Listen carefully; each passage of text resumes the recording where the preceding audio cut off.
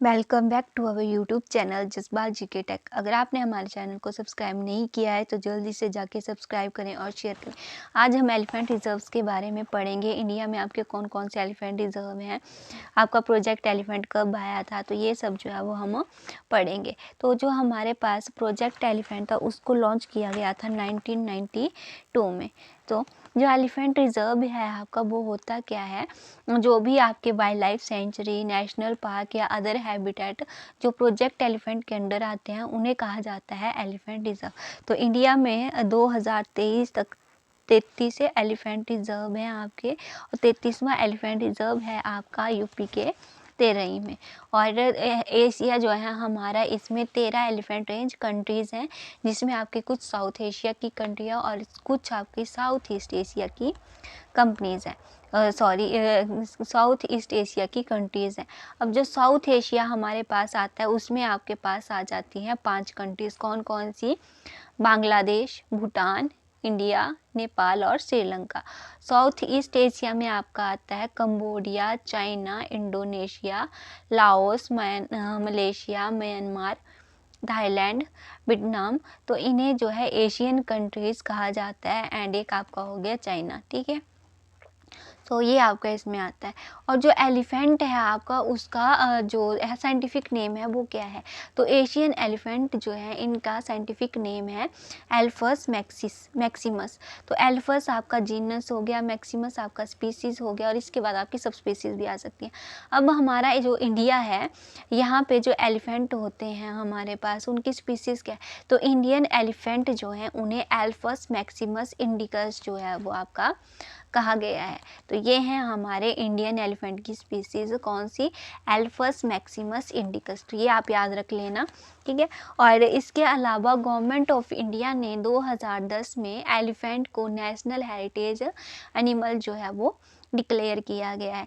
Indian elephant को Indian elephant जो है, इसे वाइल्ड लाइफ प्रोटेक्शन एक्ट 1972 के जो है हमारे पास, उसमें जो है शेड्यूल 1 के लिस्ट में जो है वो डाला गया।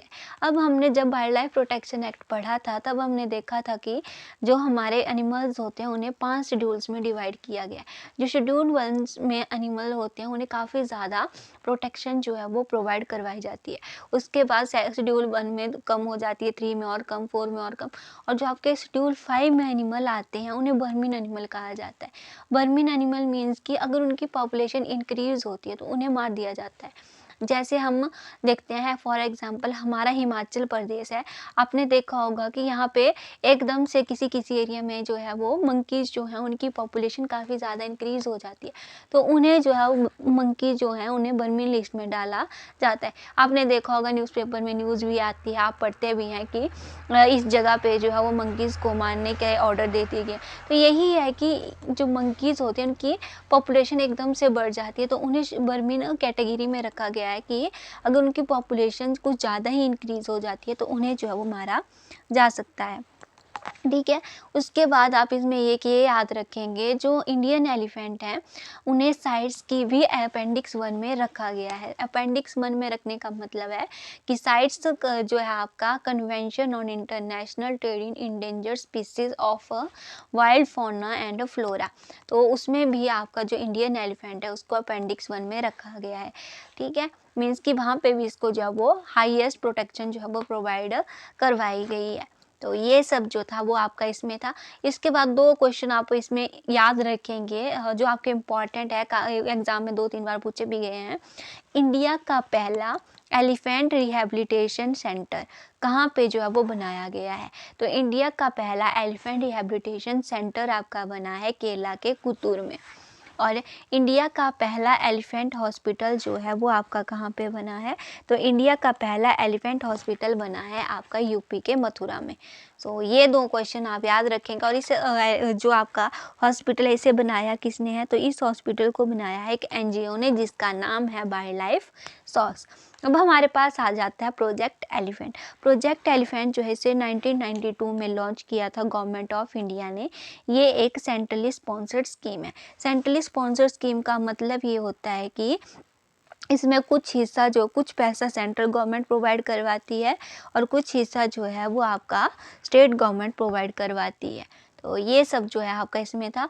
और जो एक आपकी आती है centrally sector scheme. Centrally sector scheme जो होती है उसमें कंप्लीट पैसा जो होता है किसी भी वाइल्ड लाइफ सेंचुरी या नेशनल पार्क के लिए वो कौन प्रोवाइड करवाता है, वो आपकी सेंट्रल गवर्नमेंट प्रोवाइड करवाती है। ठीक है। नेक्स्ट हमारे पास आता है world elephant day. World elephant day जो है आपका 12 अगस्त को जो है सेलिब्रेट किया जाता है हर साल, है ना, स्प्रेड करने के लिए world life awareness for the conservation and protection of elephant. तो एलिफेंट की कंजर्वेशन, उनकी प्रोटेक्शन के रिगार्डिंग अवेयर करवाने के लिए आपका वर्ल्ड एलिफेंट डे जो है वो 12 अगस्त को सेलिब्रेट किया जाता है। लॉन्च कब हुआ था आपका वर्ल्ड एलिफेंट डे? तो ये आपका लॉन्च हुआ था अगस्त 12, 2012। तो 12 अगस्त 2012 को आपका लॉन्च किया गया था वर्ल्ड एलिफेंट डे। एलिफेंट जो है वो स्टेट एनिमल है झारखंड, केरला एंड कर्नाटका का। तो ये सब जो है वो आप इसमें याद रखेंगे। और इसके बाद आपका गज यात्रा आपने सुना होगा। तो गज यात्रा एक आर्टिफिशियल एलिफेंट जो होते हैं इसमें बनाए जाते हैं और इनकी यात्रा जो है वो निकाली जाती है।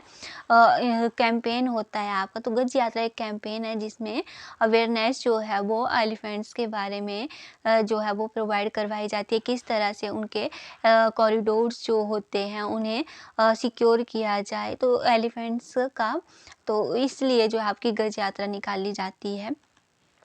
सो नेक्स्ट हमारे पास आते हैं आपके elephant reserves of north Brahmaputra. तो नॉर्थ ब्रह्मपुत्र में आपका जाता है Arunachal and Assam.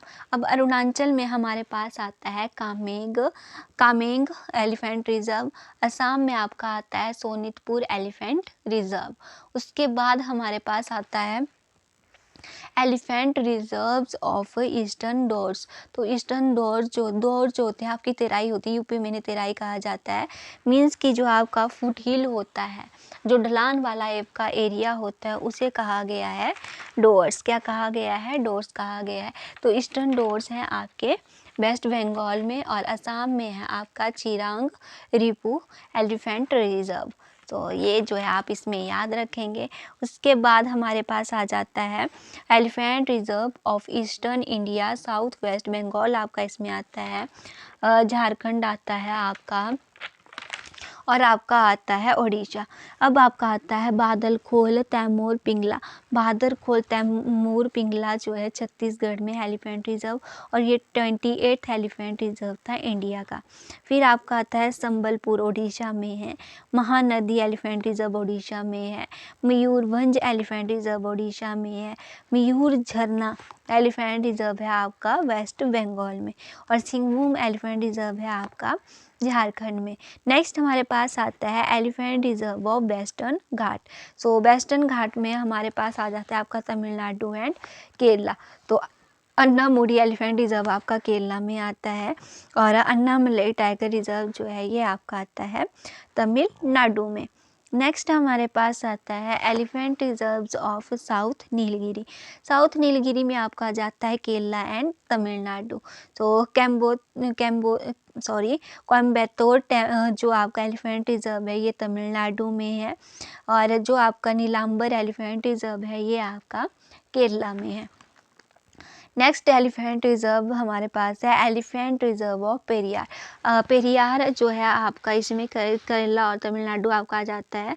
So Periyar elephant reserve आपका है केरला में, और श्री विल्लीपुतूर जो एलिफेंट रिजर्व है ये है आपका तमिलनाडु में। नेक्स्ट हमारे पास आता है एलिफेंट रिजर्व ऑफ काजीरंगा। सो काजीरंगा में आपका असम और नागालैंड वाले आएंगे। सो काजीरंगा कार्बी एंगलोंग एलिफेंट रिजर्व ये है आपका असम में। फिर आपका आता है धनसिरी लंगडिंग, ये अभी आपका असम में है। इटांकी आपका एक नेशनल पार्क भी है, और इटांकी जो है आपका कहाँ पे है? सो इटांकी जो है आपका एलिफेंट रिजर्व ये नागालैंड में है। फिर आपका आ जाता है सिंगफान एलिफेंट रिजर्व जो है ये नागालैंड में है, और ये 30th एलिफेंट रिजर्व है इंडिया का। तो ये भी आप याद रखेंगे। इंडिया का 30वां एलिफेंट रिजर्व है सिंगफान एलिफेंट रिजर्व, जो कहाँ पे है? आपका नागालैंड में है। नेक्स्ट हमारे पास आता है elephant reserve of Nilgiri eastern Ghat. तो नीलगिरी ईस्टर्न घाट में जो एलिफेंट रिजर्व है उसमें आपका कर्नाटका, केरला, तमिलनाडु और आंध्र प्रदेश आता है। So Dandeli elephant reserve, Dandeli elephant reserve Karnataka में है। ये आपका 2015 में बना है और ये इंडिया का 29th एलिफेंट रिजर्व था, 29वां एलिफेंट रिजर्व था। फिर आपका आता है मैसूर एलिफेंट रिजर्व, ये आपका कर्नाटका में है और ये लार्जेस्ट एलिफेंट रिजर्व है इंडिया का। फिर आपका आता है वयानंद, वयानंद एलिफेंट रिजर्व है केरला में। फिर आपका आता है Nilgiri elephant reserve, Nilgiri elephant reserve है तमिलनाडु में। रयाला एलिफेंट रिजर्व है आंध्र प्रदेश में। नेक्स्ट हमारे पास आता है elephant reserve of south Brahmaputra. So south Arunachal आपका आता है अरुणाचल प्रदेश में और दिहिंग पटकाई जो है आपका एलिफेंट रिजर्व ये आपका आता है असम में। तो ये सब जो आप इसमें याद रखेंगे। नेक्स्ट हमारे पास आता है आपका elephant reserve of eastern Himalayas. So eastern Himalayas में हमारे पास आता है गारो हिल्स जो आपका है हिमालय मेघालय में। नेक्स्ट हमारे पास आता है elephant reserve of north India. So north India में हमारे पास आता है Shivalik elephant reserve. Shivalik elephant reserve जो है ये हमारा पड़ता है उत्तराखंड में। और एक आपका आता है उत्तर प्रदेश एलिफेंट रिजर्व, तो ये आपका उत्तर प्रदेश में ही है। तो ये सब जो था वो आपका इसमें था। तो 33वां एलिफेंट रिजर्व जो है ये आपका अभी रिसेंटली 2023 में बना है यूपी के तेरई में।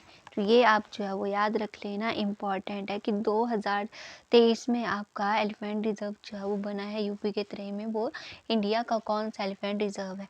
तो ये आपका इंडिया का 33वां एलिफेंट रिजर्व है आपका यूपी के तेरई में।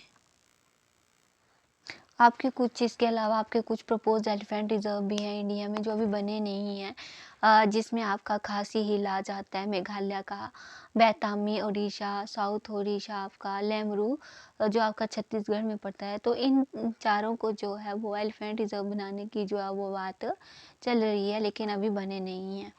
ठीक है। और जो 33वां एलिफेंट रिजर्व है इंडिया का वो बना है आपका यूपी का तेरई, 2023 में अभी बना है ये आपका रिसेंटली। तो ये सब आप इसमें याद रखेंगे। आज के लिए बस इतना ही। अगर वीडियो अच्छी लगी हो तो लाइक करें, शेयर करें। Bye bye, thank you.